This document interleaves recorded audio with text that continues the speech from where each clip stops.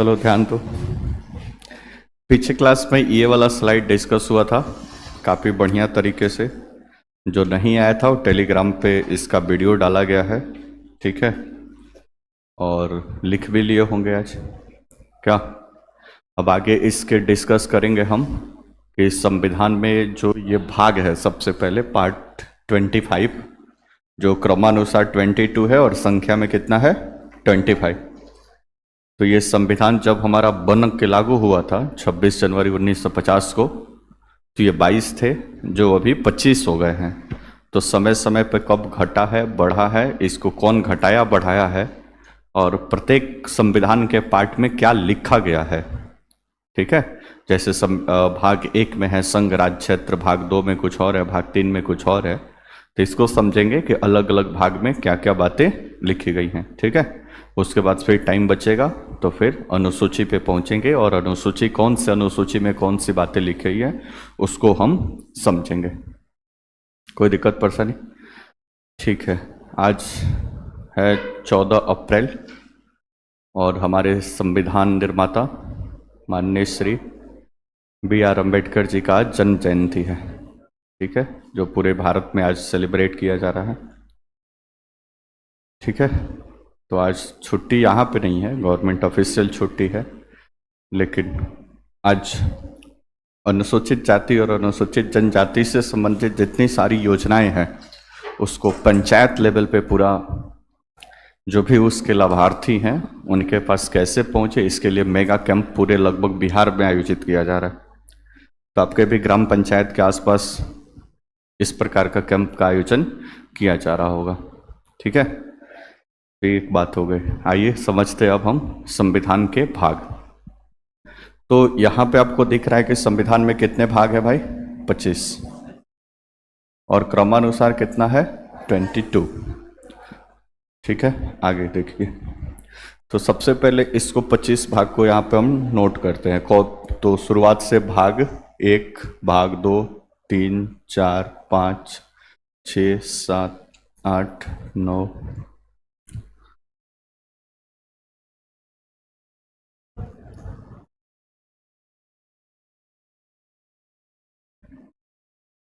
संविधान जब लागू हुआ तो टोटल इस प्रकार से करके कितने भाग थे 22। 1 से स्टार्ट होकर कहाँ तक 22 तक। आगे जब आप संविधान में पढ़ेंगे तो संविधान के एक आर्टिकल मिलेगा 368। ART समझ गए? अब हिंदी में लिखेंगे तो इस तरह से लिखेंगे शॉर्टकट, तो अब तो समझ ही गए ना। तो आर्टिकल 368 मिलेगा संविधान का, अनुच्छेद 368, जिसके बारे में भी आगे आप पढ़ेंगे। अनुच्छेद 368 में संविधान संशोधन की व्यवस्था दी गई है। ऐसा क्यों? क्योंकि मान लो कि 1950 में भारत का संविधान लागू हुआ, उस समय की स्थिति परिस्थिति, उस समय के सब माहौल सब अलग था। उस समय की जनसंख्या 30-35-40 करोड़ के आसपास थी, अभी जनसंख्या 140 करोड़ है। तो जाहिर सी बात है कि संविधान का किताब तो 1950 में लागू हो गया। अब उसमें कुछ ऐसी व्यवस्था बनानी पड़ेगी ना कि समय के हिसाब से उसमें हम क्या कर सके, परिवर्तन कर सके। बात समझ में आ गया? नहीं तो 1950 में जो संविधान बन गया और फिक्स कर दिया जाता है कि नहीं ये परिवर्तन नहीं होगा, तो उस समय की परिस्थिति कुछ और थी 1947 और 50 की। वर्ष 2025 की व्यवस्था कुछ और है, ठीक है। इसलिए संविधान बनाने वालों ने इस बात को भी शामिल किया और संविधान का एक अनुच्छेद 368 रखा, जिसमें दिया गया संविधान का संशोधन। क्या दिया गया भाई? संविधान संशोधन। दिख रहा है ना? बोलो ना जी, संविधान संशोधन। अब इस संविधान संशोधन का क्या मतलब है? तो इस संविधान संशोधन का मतलब है कि हमारी पार्लियामेंट को यानी संसद को यह अधिकार दिया गया है। किसको भाई? संसद को, जो केंद्र की विधायिका है, या कहें तो केंद्र सरकार को यह अधिकार दिया गया है। और सिर्फ पार्लियामेंट या केंद्र सरकार ही इसमें संशोधन कर सकती है। तो संसद को यह अधिकार दिया गया है। अब वो संशोधन के अलग अलग प्रकार है, साधारण बहुमत से विशेष बहुमत से विशेष बहुमत का भी एक अलग प्रकार है। वो हम देखेंगे जब संविधान संशोधन वाले टॉपिक पे पहुंचेंगे तब। फिलहाल इतना समझिए कि आर्टिकल 368 के अंतर्गत संविधान में संशोधन करने की शक्ति किसके पास है? संसद के पास। संशोधन मतलब, संशोधन का मतलब होता है कि हमारे संविधान के किताब में कुछ नई बातों को जरूरत के हिसाब से उसमें ऐड कर देना, या फिर पुरानी बातें जो काम लायक नहीं है उसको हटा देना। तो संशोधन के माध्यम से दोनों काम हो सकता है, या तो संविधान की किताब में कुछ जोड़ा जा सकता है या फिर संविधान की किताब में से कुछ हटाया जा सकता है।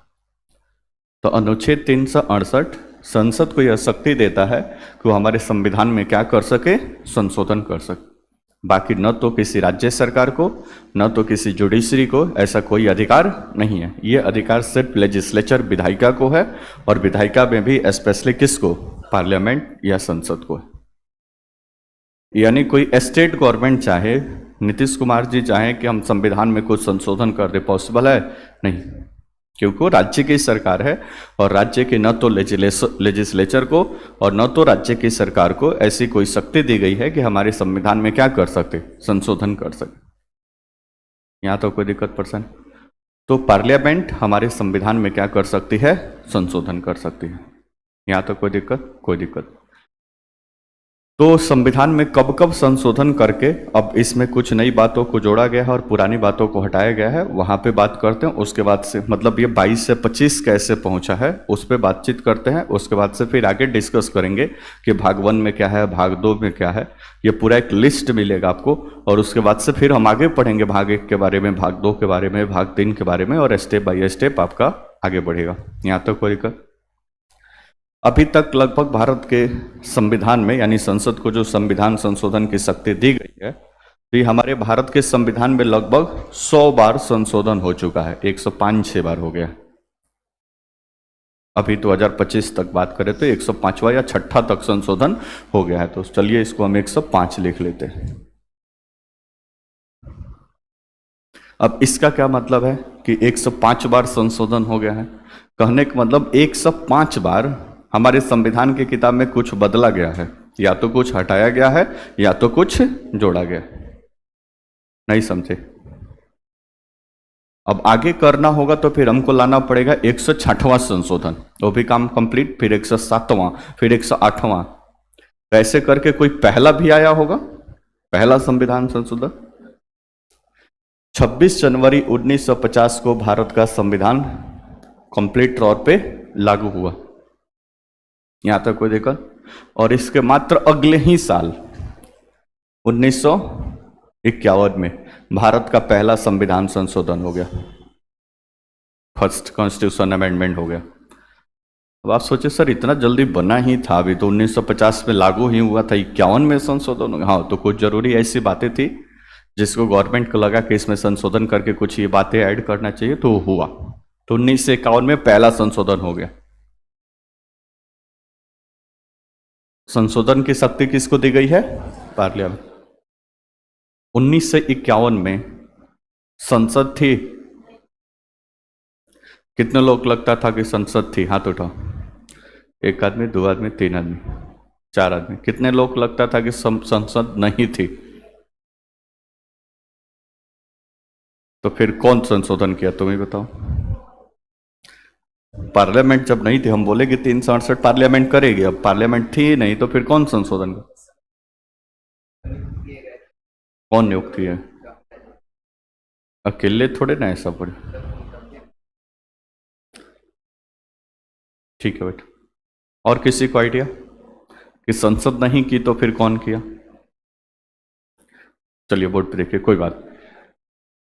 आपको पता है कि 1950 में भारत का संविधान लागू हुआ, उसके बाद से धीरे धीरे हम अपना सेटअप कर रहे थे। सुप्रीम कोर्ट हमने बनाया, फिर पार्लियामेंट का। तो पार्लियामेंट गठन करने के लिए पहले लोकसभा का चुनाव कराना पड़ेगा, ठीक है, फिर राज्यसभा का चुनाव कराना पड़ेगा, फिर विधान पर, ये दोनों पहले लोग आएंगे तभी तो पार्लियामेंट बनेगा। और इलेक्शंस हुआ, ये लास्ट 1951 से चला और मार्च अप्रैल 1952 तक इलेक्शन चला। तो पहली बार संसद का गठन हुआ कब? मार्च अप्रैल मई 1952 में, 1952। तो उसके पहले तो पार्लियामेंट थी नहीं। तो फिर पार्लियामेंट का काम कौन करता था? कौन? संविधान सभा।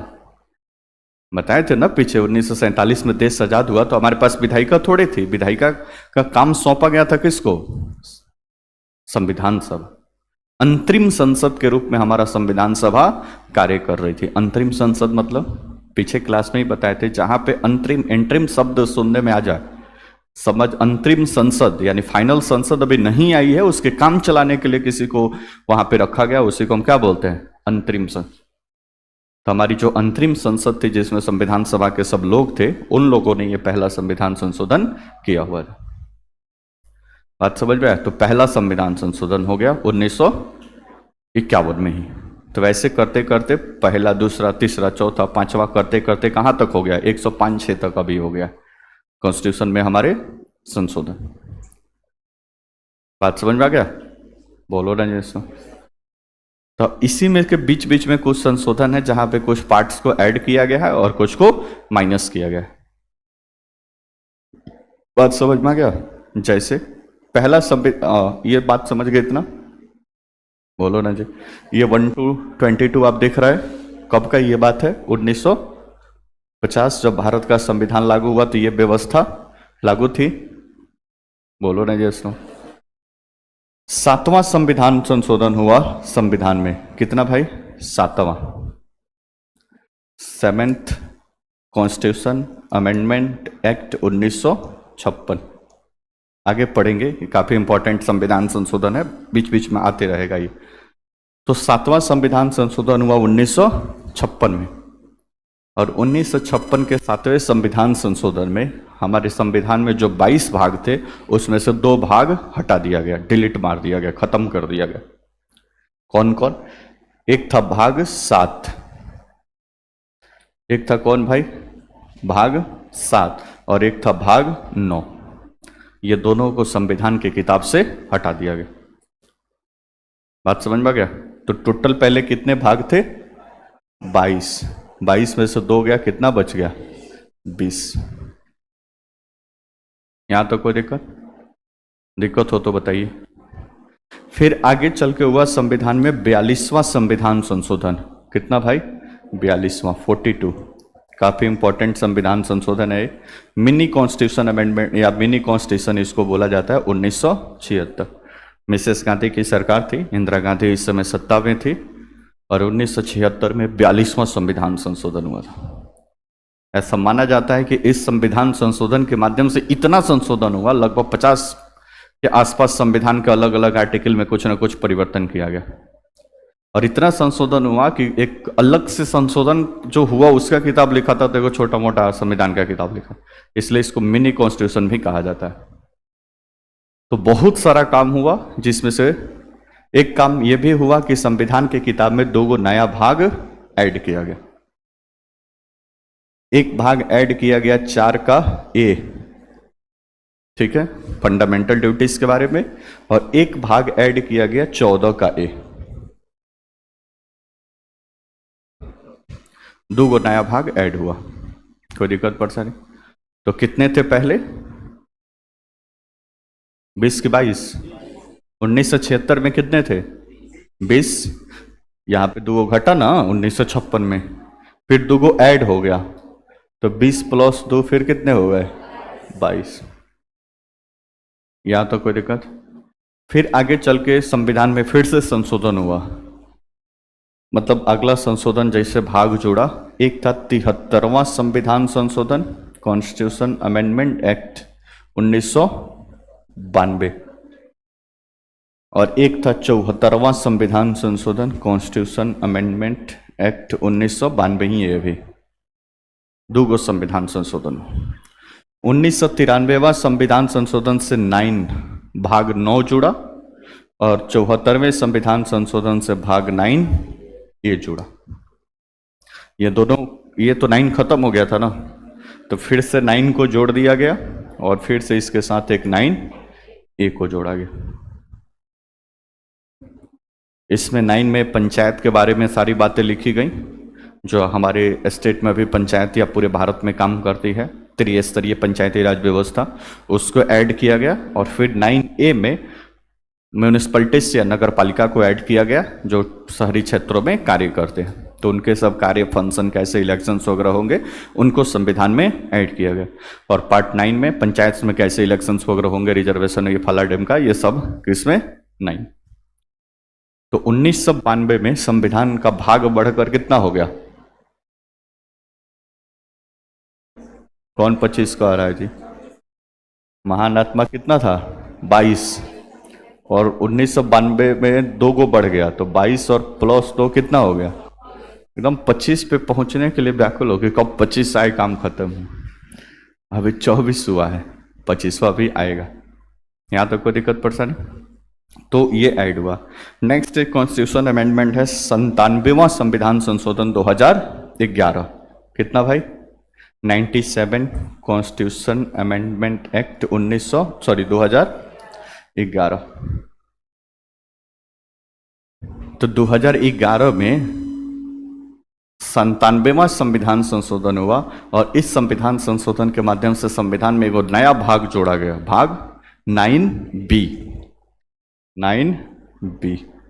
सहकारी समितियों के बारे में। इसमें सहकारी समिति के बारे में ये प्रावधान ऐड किए गए। तब अब कितने हो जाएंगे? 24 + 1 25। तभी संविधान में कितने भाग है? 25। इसके बाद अभी कोई परिवर्तन नहीं किया गया। तो संविधान में टोटल कितने? 25। अब यहां से आप काउंट कर लीजिए, 1 2 3 4 5 संख्या काउंट कर रहे हैं। 5 6 7 ये है नहीं है, 8 9 10 11 12 13 14 15 16 17 18 19 20 21 22 23 24 25। तो संख्या में कितने भाग हो गए? 25। बात समझ में आ गया? लेकिन इसका क्रमानुसार कितना है? क्रमानुसार कहाँ है? कितना? 22 या 22। ये लॉजिक समझ गए? ठीक है। तो 7वां संविधान संशोधन, पहले 2 पार्ट को हटाया गया, भाग 7 और भाग 9। उसके बाद से 42वां संविधान संशोधन 1976, 4 क और 14 क को जोड़ा गया। फिर आगे चलकर 73वां 74वां संविधान संशोधन, 2 भाग और ऐड किया गया, 9 और 9A। और फिर आगे चलकर 97 constitution amendment 2011 9B cooperative society या फिर सहकारी समिति को ऐड किया गया। इस प्रकार से अभी देखा जाए तो संविधान के टोटल कितने भाग हैं? 25। कोई दिक्कत? ठीक है। तो इसमें से कुछ नहीं लिखना है, आप यहाँ से लिखना शुरू करेंगे संविधान के महत्वपूर्ण भाग। और भाग में सबसे पहले जो ऐड हुआ है वो देख लीजिए, 7वां संविधान, ये CAA का full form constitution amendment act. ठीक है।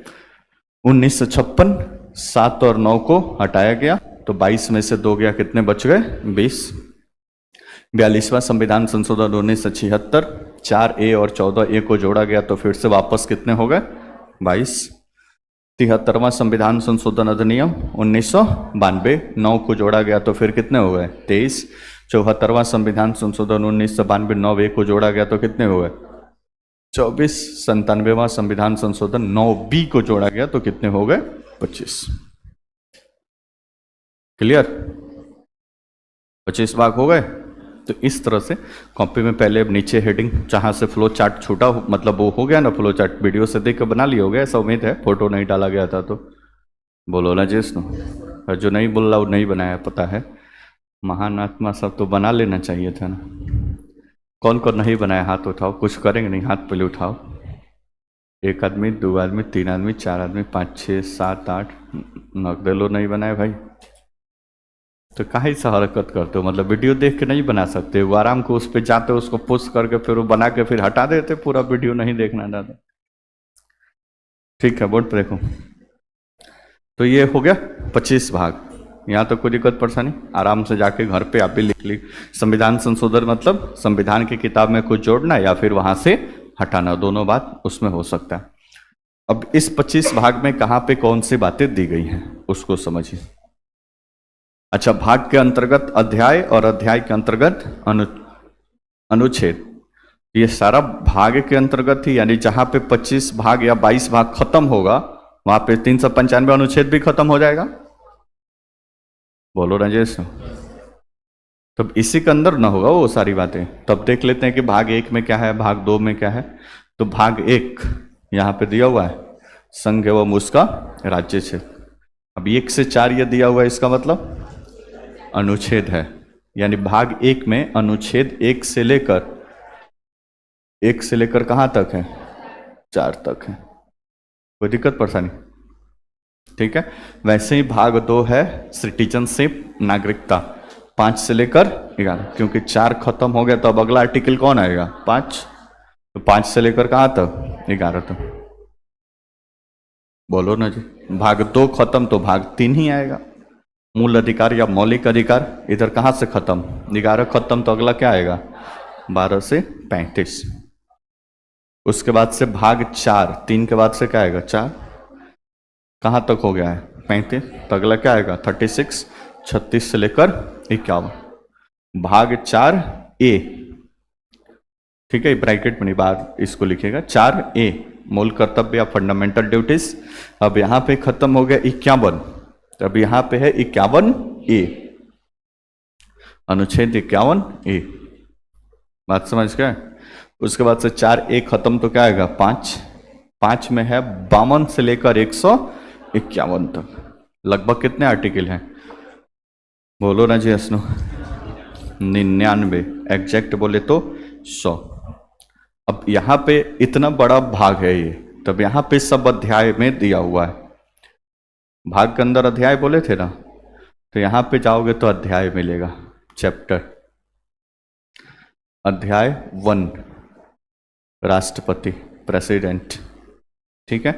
और जाओगे तो यहाँ पे अध्याय 2 कार्यपालिका, अध्याय 3 राज्य विधानमंडल, फिर विधायी शक्तियाँ। तो यहाँ पे लगभग 6 अध्याय है इसमें। कितने भाई, 6 चैप्टर। फिर उसके अंतर्गत अब नीचे क्या है, आर्टिकल्स है। चैप्टर किस एग्जाम में नहीं पूछा जाएगा, चैप्टर 1 में 5 के भाग के चैप्टर 1 में क्या है, ठीक है, वो अलग क्लासिफिकेशन किया गया, अब उसको मत याद है। 5 के चैप्टर 1 में ये है, चैप्टर 2 में, वो अपने समझने के लिए और अपने अंडरस्टैंडिंग के लिए वो क्या है, सही है। बात समझ में आ गया?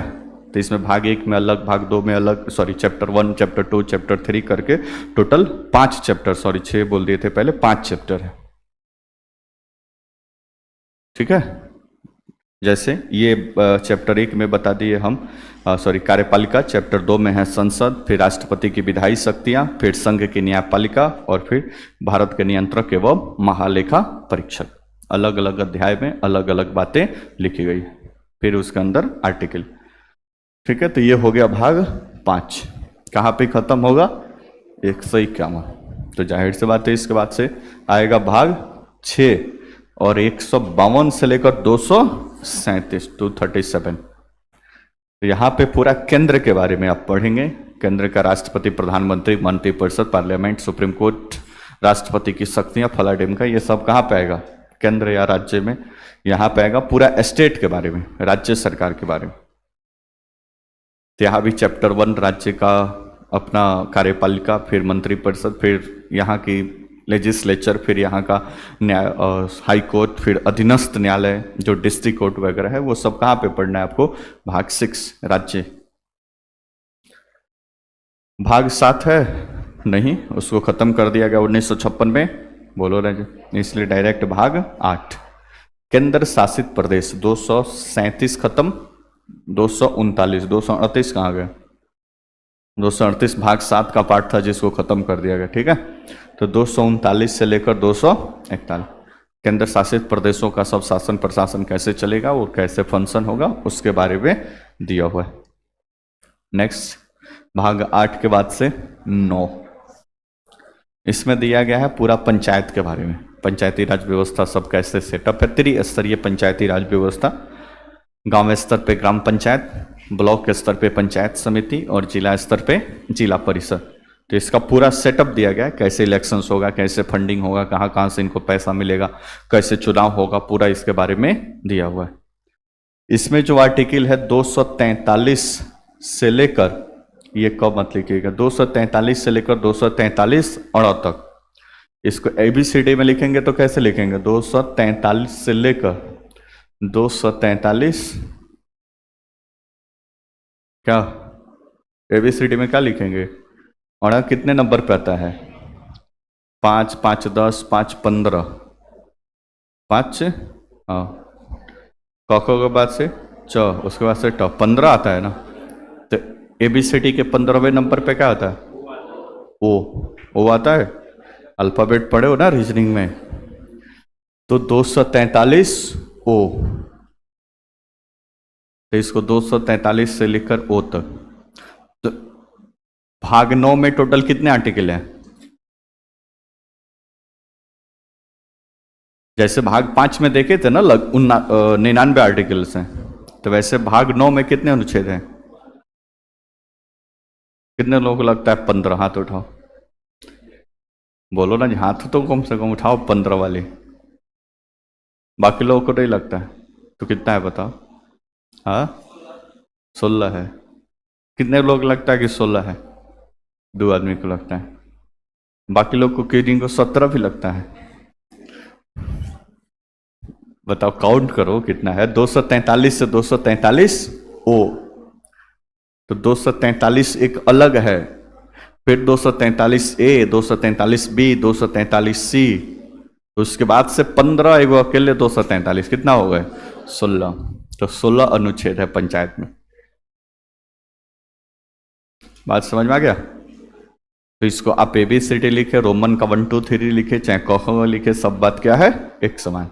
भीड़ नहीं जाना है किसी से कि हम ओ लिखे हैं तुम अड़ लिखे हो, कैसे काम चल। ठीक है, कोई दिक्कत? नेक्स्ट, भाग 9A नगर पालिका के बारे में है। कोई दिक्कत परेशानी? अब यहां पे देखो, जहां से ये खत्म होगा वहीं से ये शुरू होगा। तो 200 अड़ा के बाद से क्या आएगा? टॉ, तहीं तो ट ठ ड ध अड़ खत्म, तो उसके बाद से तो पढ़ेंगे ना, तो थ य छ। आधा लोग कंफ्यूज हो गए, किसका क्या मतलब है? यह छ नहीं होगा यहाँ पे, या तो ज्ञ होगा तब छ होगा। बोर्ड पे देखो, बढ़ो, बोर्ड पे देखो, दो बातें समझो पहले। ये देखो, अब ओ से आगे बढ़े तो OPQRSTUVTXWIZ, मान लो यहां तक लिखते लिखते गए, फिर भी कुछ बात उसी में ऐड करना है, तो ZA, ZB, ZC ऐसे करके लिखाता है। बोलो ना जी ऐसा। तो ये 243 के तो की जगह पे ओ के बाद क्या आएगा? ओ के बाद पी आएगा भाई, गजब। 243 पी से ये शुरू होगा और ये जाएगा 243 जेड जी की जे है जी, जेड जी, जेड जी। अब कैलकुलेट करके बताओ इसमें कितने आर्टिकल्स होंगे, जल्दी जल्दी जोड़ो, टोटल कितने आर्टिकल्स होंगे?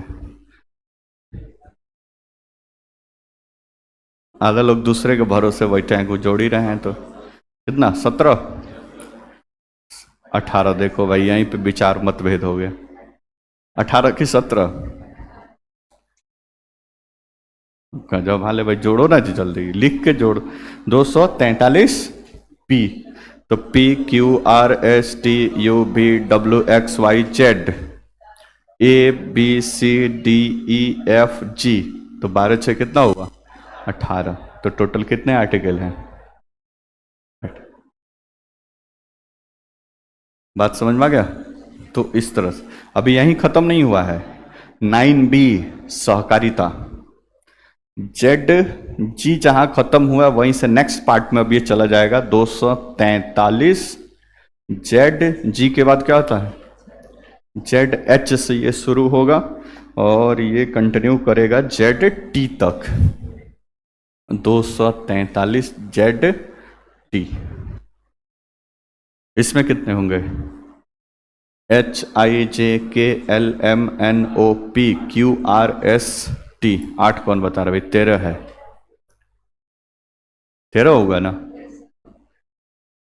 HIJKLMNOPQRST, 13 आर्टिकल इसमें होगा।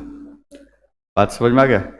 तो ये 9 और 9A 9B मिलाकर अकेले में इतना सारा आर्टिकल्स लिया हुआ है। 13 यहाँ पे, 18 यहाँ पे, 18 और 13 कितने हो गए? 31, और बाकी 16 यहाँ पे, 31 और 16 47, 47 आर्टिकल है 243 के अंतर्गत। बात समझ में आ गया? तो इसको क ख ग में लिखिए, चाहे ABCD में लिखिए, चाहे कैसे भी लिखिए, बात सब क्या है, एक समान। कोई दिक्कत परेशानी यहाँ तक? ये था पार्ट 9B। नेक्स्ट 9B के बाद से आएगा अगला भाग 10। भाग 10 में अनुसूचित जाति और अनुसूचित जनजाति के बारे में पूरा व्याख्या दिया गया है।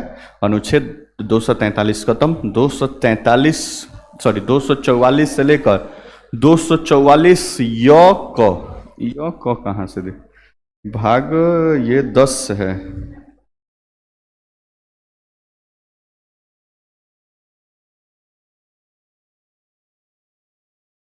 यह क नहीं है, 244 है और 244 क है, दो ही आर्टिकल है, ज़्यादा इसमें नहीं है। ठीक है, कोई दिक्कत? नेक्स्ट भाग 11, केंद्र और राज्य का संबंध, सेंट्रल स्टेट रिलेशन।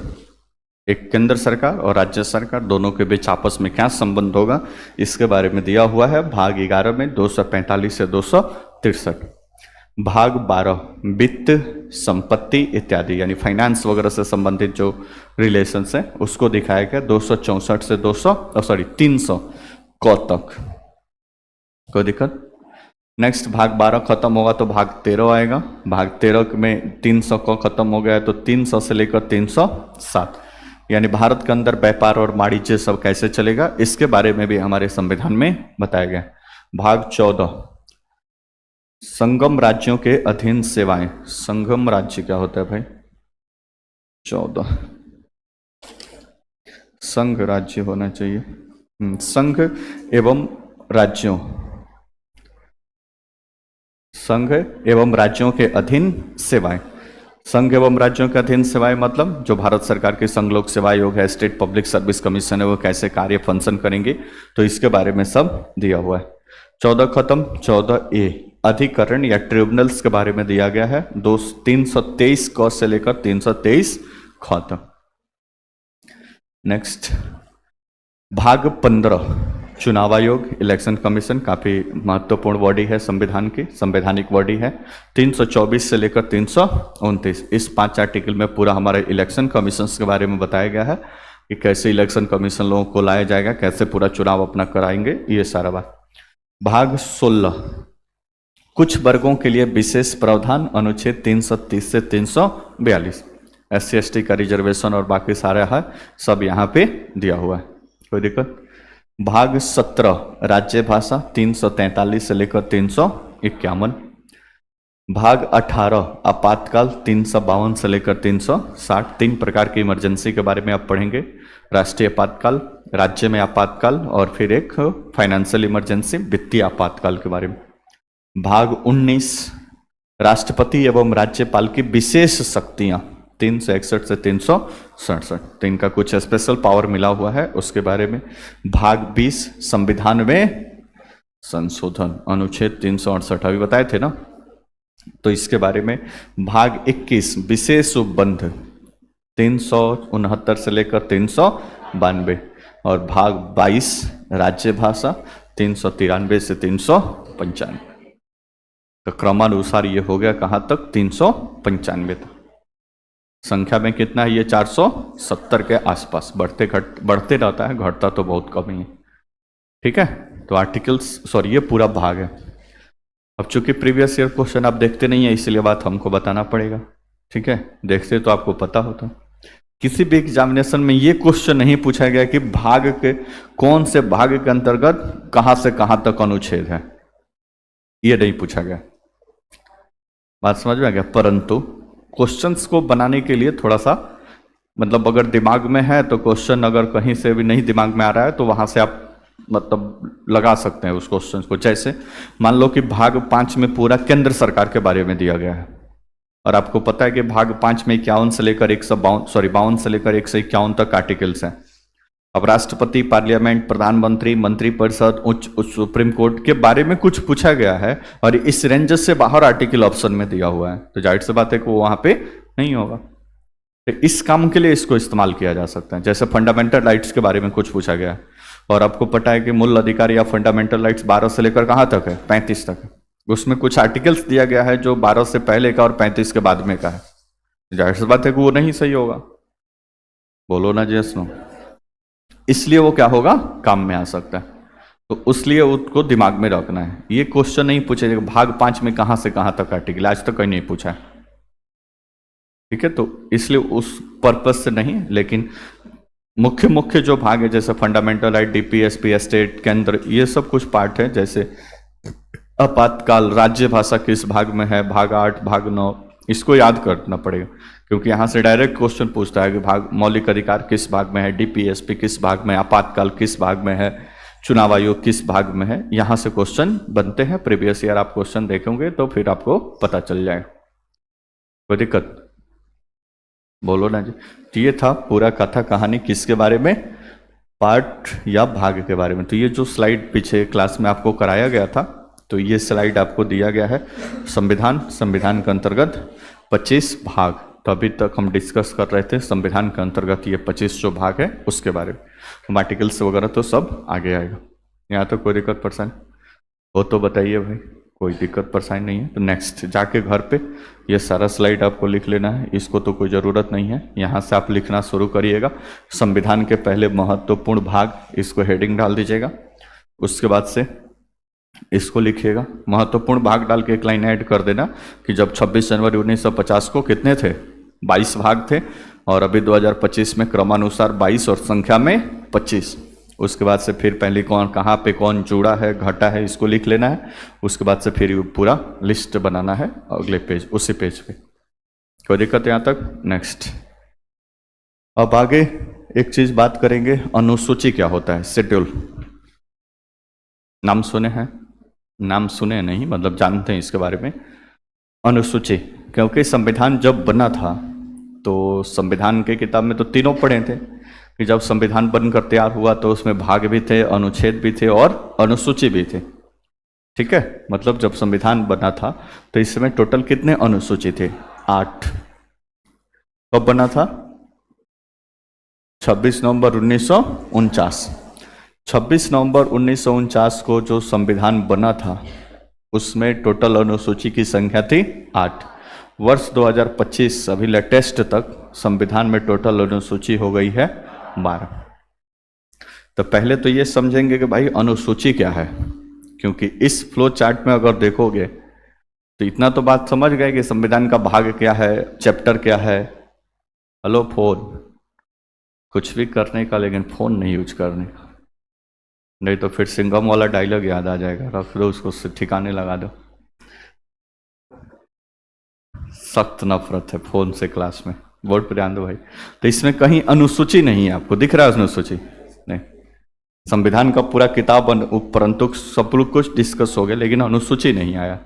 तो फिर अनुसूची क्या है, क्योंकि तो है संविधान में ना कितना, 12 अनुसूची। ध्यान से सुनिए पहले डेफिनेशन।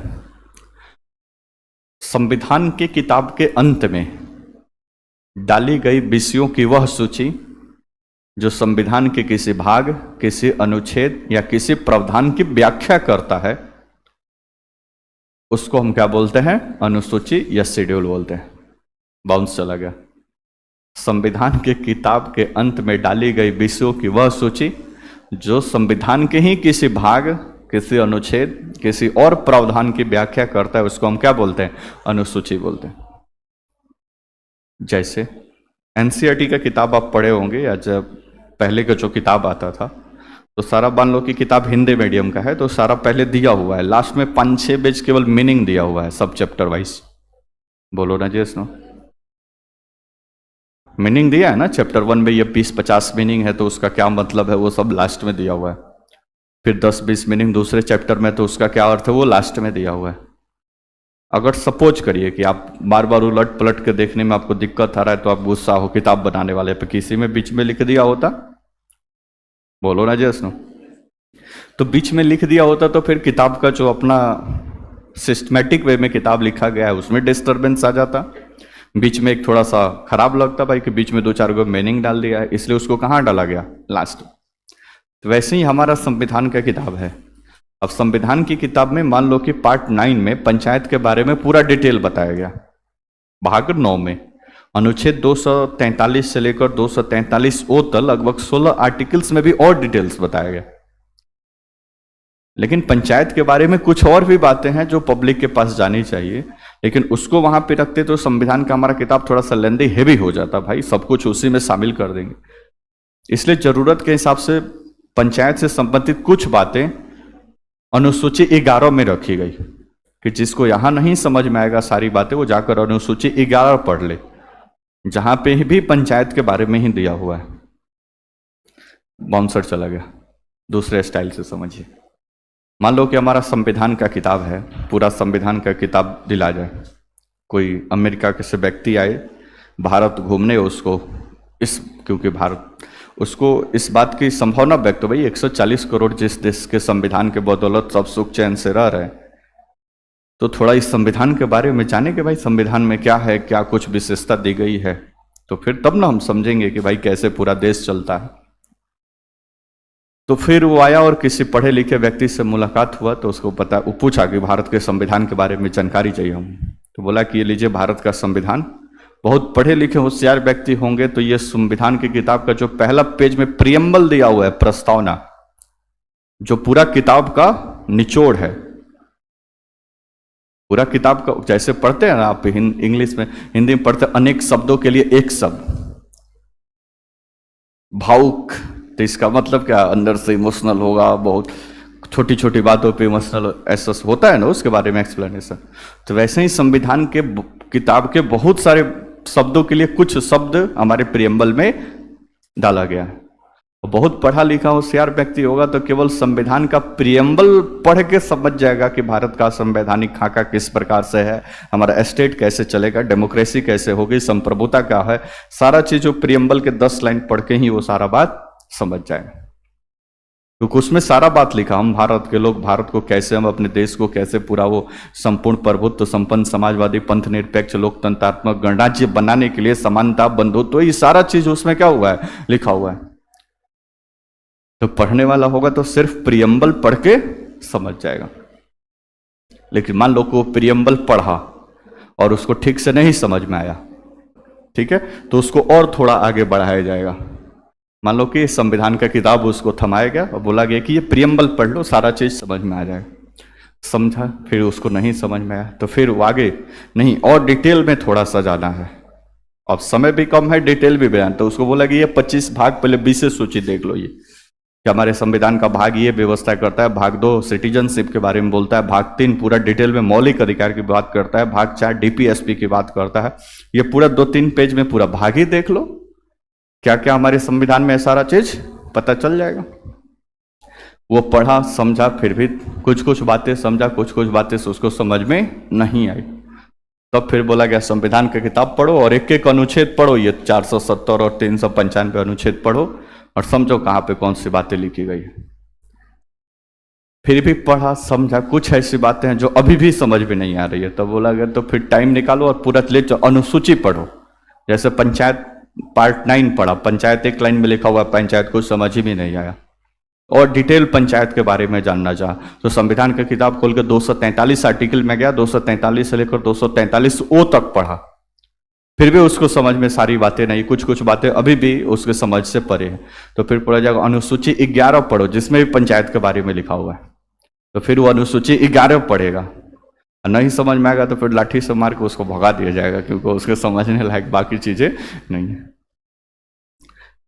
अब इतना डिटेल में नहीं समझ पाएगा तो क्या समझ पाएगा, वो समझ ही नहीं पाएगा, उसका मेमोरी हूं उस लेवल का नहीं।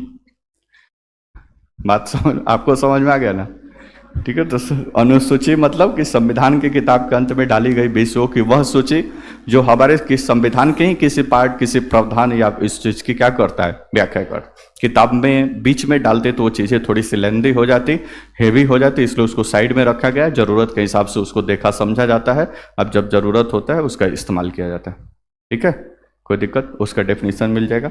अभी अनुसूची तो टोटल कितने अनुसूची थी, 8 बढ़कर हो गए कितने, 12। कब कब चेंज हुआ है देखिए। तो सबसे पहला संविधान संशोधन हुआ 1951। संविधान संशोधन तो समझ गए होंगे अब, अनुच्छेद 368 संविधान की किताब में कुछ नई बातों को जोड़ देना या पुरानी बातों को हटा देना। 1950 में 26 जनवरी 1950 को भारत का संविधान लागू हुआ और 1951 में ही पहला संशोधन हो गया, अगले ही साल। बात समझ में आ गया? और इसमें 8 को तो पहले से था ही, एक 9वीं अनुसूची को ऐड कर दिया गया, तो 8 एक कितना हो गया? 9। काफी विवादित अनुसूची है ये, हमेशा चर्चा में रहता है ये।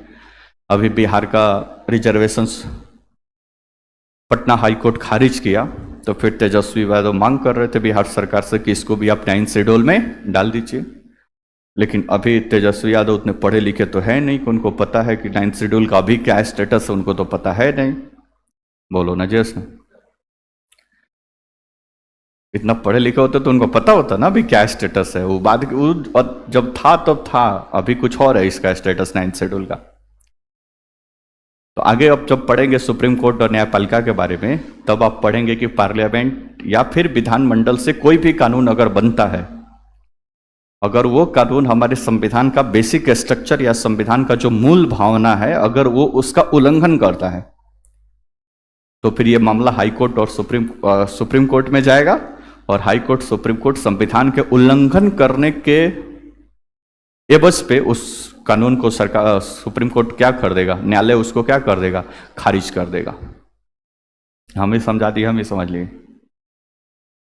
मतलब हमारी विधायिका को कानून बनाने की शक्ति दी गई है ना, तो हमारी विधायिका स्टेट का लेजिस्लेचर हो, चाहे सेंटर का कोई सेंटर का लेजिस्लेचर हो, पार्लियामेंट, कोई भी कानून बनाए, वो संविधान के बेसिक स्ट्रक्चर या मूल ढांचे के खिलाफ नहीं जा सकती। तो मोदी जी को रात को सपने में और पता चला कि वो संविधान में संशोधन करके जो चुनाव हो रहा है उसी को खत्म कर दिए, बोले कि एक बार जो प्राइम मिनिस्टर बनेगा वो जीवन पर्यंत बने रहेगा। बोलो ना जी, क्योंकि संविधान में संशोधन करके कुछ भी किया जा सकता है। जहां पे लिखा है कि प्राइम मिनिस्टर का कार्यकाल 5 साल होगा, वहां से उसको हटवा के लिख देंगे क्या जीवन रहेगा, काम खत्म, चुनाव उनाव कराने का झमेला ही नहीं है।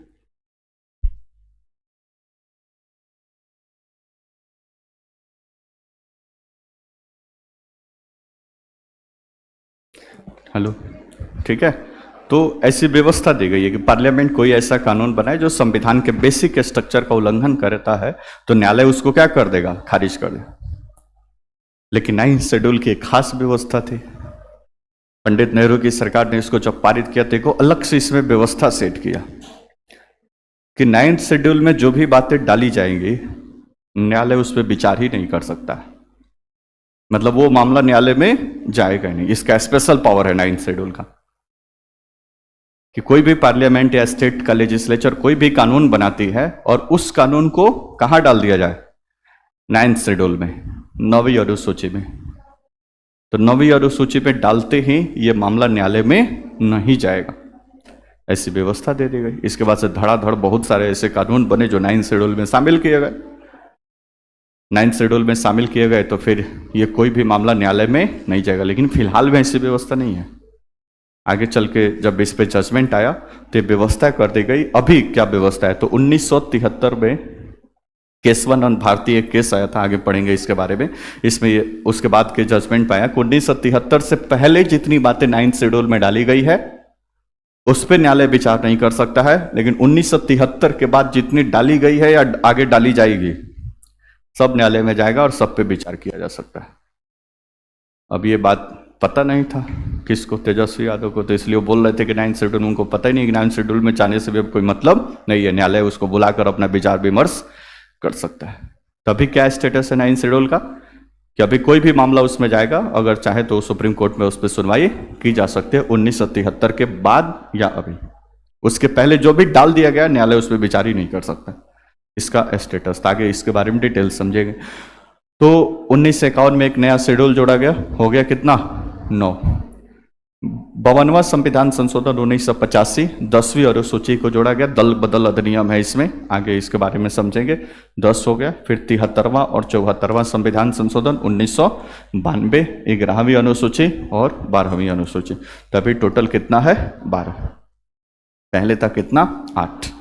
तो 4 ये नई अनुसूची ऐड हुई है, इसको दिमाग में रखिएगा। और इसका कौन से अनुसूची में क्या बातें दी गई है इसका लिस्ट टेलीग्राम पे जाएगा, इसको देख के लिख लीजिएगा। कल इसको ब्रीफ करेंगे क्लास में और इसको थोड़ा बहुत समझाएंगे। उसके बाद से नेक्स्ट टॉपिक शुरू होगा। क्योंकि ये पूरा बेसिक हो गया संविधान का। उसके बाद से फिर आगे डिस्कशन में आएगा संविधान का भाग 1 से संघ एवं उसका राज्य क्षेत्र, वहाँ से चर्चा जारी होगा। ठीक है, और इतना चैप्टर पढ़ा दिया गया है कि अब टेस्ट का भी माहौल है, तो इसलिए आप क्वेश्चन वगैरह पूरा प्रैक्टिस कर लीजिएगा। टेस्ट कभी भी हो सकता है 24%।